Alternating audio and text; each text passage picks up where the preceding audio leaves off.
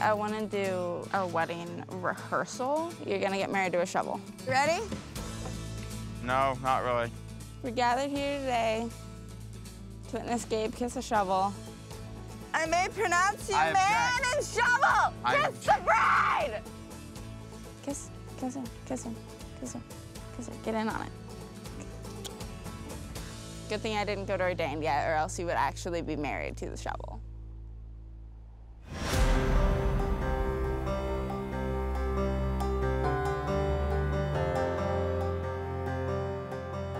You know, I grew up, you know, hearing of love and witnessing love through my parents. I felt like this longing, like I would stare out windows as a child. I'd get a little melancholy and I'd stare out of the window. And it sounds crazy when I'm sitting here saying it. It was like I always knew I wanted to be married.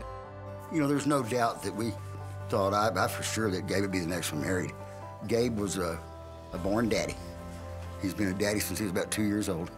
He's dreamed of building a cabin, having 10 kids since he was about 3 years old. And it's what he is, it's what's inside him. But it's not that easy to find somebody that he starts their life with in the bush, especially back in Alaska. Well, we get this idea to write to a matchmaker for the boys. And everyone knows there are not many women in the wilderness. Okay, I'm gonna look at the picture. Ta-da! Christina. Yeah. Take it. Take it. I don't know. Hello. Hello, is this Christine? This is. Hey, this is Gabriel Brown. Susie sent me your profile, the matchmaker. Oh, yeah, definitely. She told me you were going to call and everything. I started not to because I'm a little nervous, but I went ahead and did. So. That's okay. The whole idea of a matchmaker seemed kind of weird to me at first. My mom signed me up for it, so yeah, I wasn't exactly sure what was going on there. Not to sound like a mama's boy, because you'll probably get the wrong picture, but that just got awkward. Hey, it's good to get the awkwardness out of the way right away. It's always fun to poke fun at your brother, especially in a situation like this. Gabe still doesn't know what he's doing. He's definitely getting a little bit nervous. I might call you again next time I come into town, if that's cool. Yeah, definitely. Okay, cool. Bye-bye. Bye.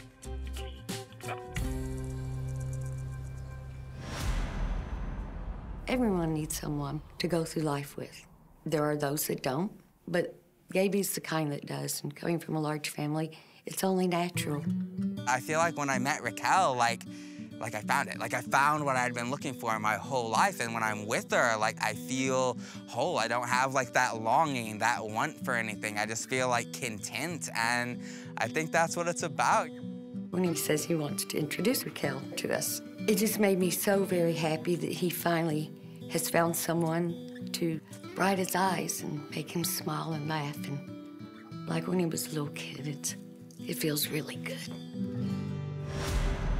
After being a pen pal with Raquel for quite a while, I want to send her an invitation. I'm not the best well-spoken person, so I'm gonna go to the best well-spoken person that I know, which is Noah. I know that you write a lot of letters. I was thinking you can help me like word it. Is she pretty? Yes, she's gorgeous. That means you're not the only person that thinks that. Throw her off guard, tell her she's ugly. Compliment something no one ever has. Oh. Oh, should I draw a little picture of her? What about drawing a picture of me? No. Okay, to Raquel. Greetings, Miss Pantella. I hope this letter finds you well and in good spirits. Hope to see you soon, Gabe. Oh, right? There you go. Yes! Raquel's coming out for her visit, and I'm so excited. So nervous. You know, even though I know Raquel, I'm so nervous to show her my world that it is insane. I had someone I wanted to introduce you to. This is Raquel. As a young girl, my hopes and dreams for the future were that I could live off of the earth, somewhere detached from society. So like I could make candles or different kinds of things from where I was living and be able to not have to drive into the store. This is the king of the ranch. This is Brutus. Brutus. Brutus, the longhorn bull. When I was younger, I'd go and help my aunt's neighbor with their 5 horses. This is a little different than horses. Do you like long walks to the fridge at midnight like I do? Actually, growing up, we didn't have a fridge a lot of the time. My favorite food is Filipino food because that's like what I grew up with. You ever eat canned meat? You want to try one of these? This is a main staple growing up. Yeah. That and hash in the can. Oh my God, it's actually really good. Yeah, you like? I really like it.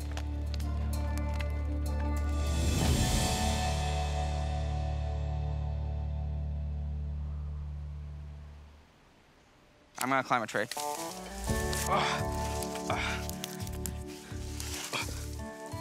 You know, Raquel and I didn't know each other a long time before we decided to get married. And that's because some of the first talks we ever had were about marriage. No one has ever climbed a tree for me before. Really? That means they didn't really care about your affection. Okay. Like, we didn't know that we were gonna wanna marry each other. We were just kind of talking about what kind of things we would want out of life and what kind of, you know, partner we would want. So you like the forest? I love the forest. Me too. Like, we basically just described each other and this shared dream we had of, you know, a cabin in the bush and to grow old with the person we love and raise a bunch of kids. I just got an idea. Minnesota fire starting versus Alaska fire starting. Sounds like a plan. Trial by fire. Okay, I gotta admit, you've never looked better. This is the girl for me.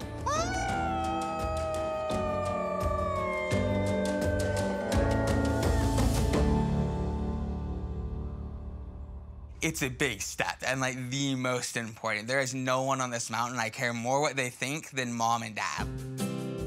Okay, that's what I want to talk to you about, and it's really serious. There was never a proposal moment. I never got down on one knee and asked her, you know, Raquel, will you be my wife? It was just something we had talked about. The time has come and gone that she was supposed to have come and gone, and she's in no hurry to leave. And to be honest, I'm in no hurry for her to leave. It seems like to me, she just kind of got here, and there's still kind of stuff that I want to show her.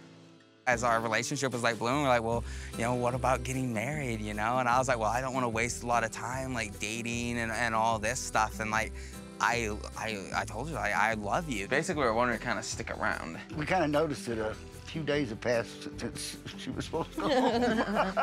I like her. I don't know, it's just something we always knew, when we first met each other. So she really likes it though, huh? I think so, yeah. That's good.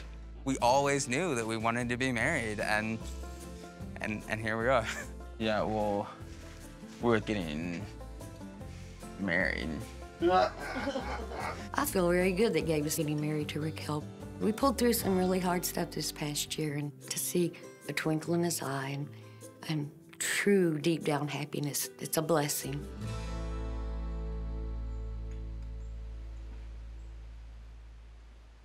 It's time to get ready. We need to go to Gabe's wedding. Let's fly. Let's fly to the wedding. It's really cool that Gabe's getting married. He's finally joining the married man's club. I remember the last time I curled my hair. Especially with the pine cones. I mean, it has to be a special occasion for me to curl it. Yeah, don't tangle them in there. I want to have hair when we're done. It's really exciting to be having the first wedding on the mountain. Looking at him, he's just so happy. I think we can just drop him straight in. Head first? No, feet first. Come on. Oh, now you're a smiley boy. I hate to say it, but he might steal a little limelight.